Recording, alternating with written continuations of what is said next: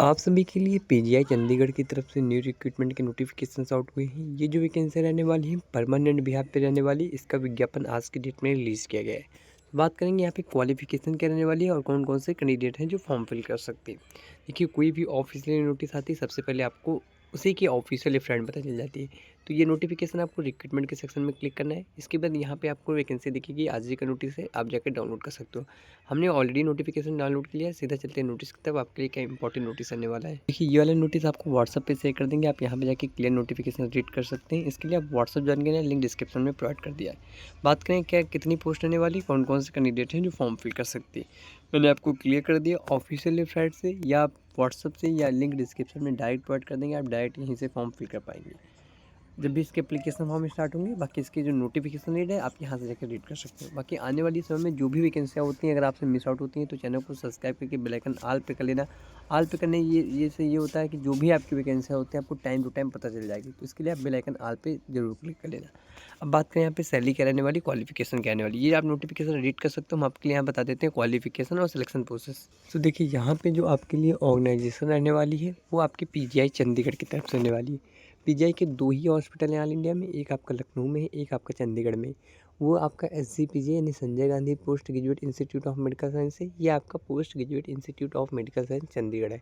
एसजीपीजी लखनऊ वाला ज़्यादा बड़ा हॉस्पिटल है, बाकी पीजीआई चंडीगढ़ दोनों एक ही ब्रांच होते हैं। पोस्ट की बात कर लेते हैं, नर्सिंग ऑफिसर की वैकेंसी रहने वाली है। ओवरऑल 90+ पोस्ट एक्सेप्टेड अभी रहने वाली है, अप्रूव हो चुकी है। जो अभी ये जो वैकेंसी बता रही है अप्रूव हो चुकी है। वैसे यहाँ पेंडिंग में अभी ये काफ़ी टाइम से था, अब जाके इसका अप्रूवल हो चुका है। जॉब लोकेशन की बात करें तो चंडीगढ़ की तरफ से आपकी जॉब लोकेशन रहने वाली है। यहाँ पे आपको जॉब जो लगती है, आप इनके हॉस्पिटल में ही जॉब करनी पड़ती है। ऑल इंडिया में इनके केवल दो ही हॉस्पिटल हैं, एक एसजीपीजी, एक चंडीगढ़। बट ये जो वैकेंसी बता रहे हैं ये आपकी जॉब लोकेशन चंडीगढ़ की तरफ से ही रहने वाली। पे लेवल की बात करें तो 7th ग्रेड पे लगेगा, तो 44,000 से लेकर 1,42,000 पर मंथ आपकी सैलरी रहने वाली है। एप्लीकेशन मोड की बात करें तो ऑनलाइन मोड से एप्लीकेशन फॉर्म फिल करना पड़ेगा। सिलेक्शन प्रोसेस कंप्यूटर बेस्ड होगा, इसके बाद आपका डॉक्यूमेंट वेरिफिकेशन होगा। तो यहाँ पे ये क्लियर कर देते हैं, जो लेवल होगा ये आपका सेम रहने वाला है, क्योंकि जो नर्सिंग ऑफिसर्स के लिए लेवल होता है वो हमेशा सेम रहता है। फिर यहाँ पे ऑनलाइन मोड से एप्लीकेशन फॉर्म फिल करते हैं, कंप्यूटर बेस्ड पेपर होता है। इसके बाद जो कैंडिडेट सेलेक्ट होते हैं उनका डॉक्यूमेंट वेरिफिकेशन फर्दर होता है। इसके बाद आपका सेंट्रल गवर्नमेंट की जॉब होती है, वो तो मैंने आपको पहले भी क्लियर कर दिया। यहाँ पे जो इसके बाद का नोटिफिकेशन कब तक आएगा, तो देखिए यहाँ इंपॉर्टेंट डेट की बात कर लेते हैं। तो इंपॉर्टेंट डेट आपके लिए यहाँ पे नोटिफिकेशन अभी रिलीज़ हुआ है, 1 डेढ़ महीने बाद आपका फुल नोटिफिकेशन आएगा। इसके बाद आप जाके अप्लाई क्या कर पाओगे, लास्ट में आपको नोटिफिकेशन फिलहाल हम आपके लिए दिखा देंगे।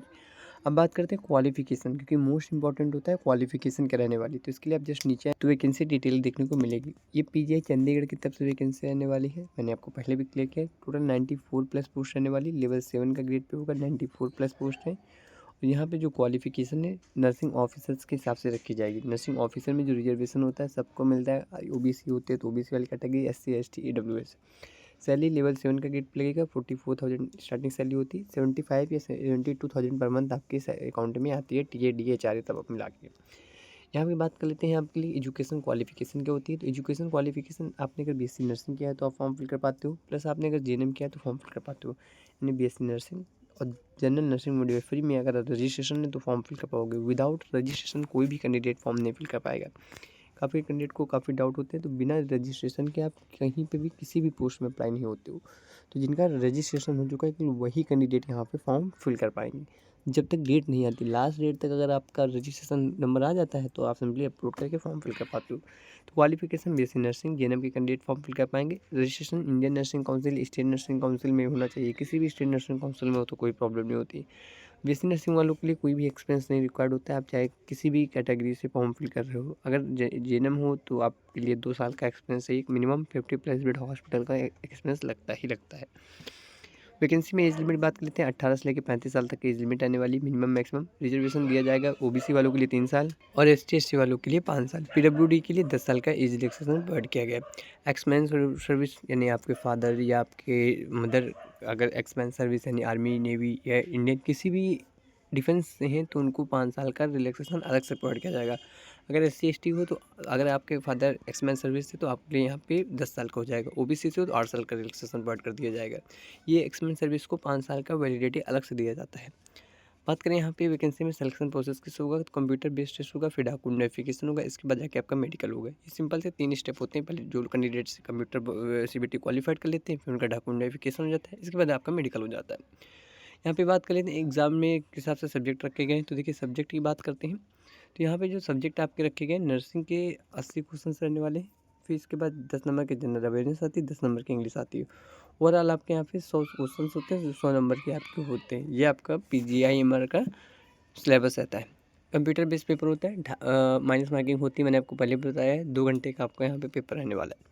सब्जेक्ट बात करें, fundamental of nursing, medical surgical of nursing, community health nursing, paediatric nursing, mental health nursing, midwifery and gynaecology, general medicine में current affair, Indian politics, health scheme, GK की आती है। इंग्लिश में आपके ग्रामर, वोकैबुलरी, कंप्रेशन आते हैं। बाकी apply करने के लिए लिंक जब भी अवेलेबल होगी डिस्क्रिप्शन प्रोवाइड कर देंगे। बट यहाँ पे एप्लीकेशन फीस थोड़ी सी हाई होती है, 1500 रुपीज़ होती है यूआर वालों के लिए, यानी अनरिजर्व ओबीसी के लिए।